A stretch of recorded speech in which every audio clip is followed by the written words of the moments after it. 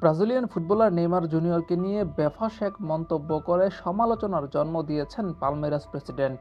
নেইমারকে injury প্রবণ খেলোয়াড় হিসেবে উল্লেখ করে কটাক্ষ করেছেন তিনি, যা ভালোভাবে নেয়নি ব্রাজিল ভক্তরা। নেইমার জুনিয়র এই মুহূর্তে খেলছেন আল হিলালে, যদিও এখন তিনি ইনজুরিতে রয়েছেন। ইনজুরি থেকে ফিরবেন হয়তোবা আগামী ডিসেম্বর মাসে। সদ্যই তিনি প্রায় 1 বছর পর ইনজুরি থেকে ফিরেছিলেন। এরপর ম্যাচ খেলতে গিয়ে আবারও ইনজুরির শিকার হয়েছেন। তবে নেইমার জুনিয়রকে নিয়ে বেশ কটাক্ষ করে মন্তব্য করেছেন পালমেরাস প্রেসিডেন্ট।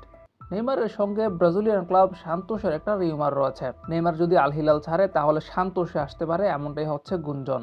পালমেরাসের সঙ্গে কোনো গুঞ্জন নেই নেইমার জুনিয়রের, কোনো রিউমারও কখনো তৈরি হয়নি।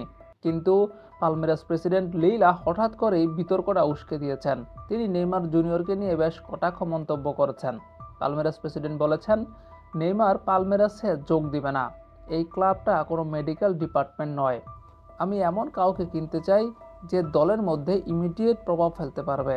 যদি ম্যানেজার চায় সে আগামীকালেই খেলতে পারবে।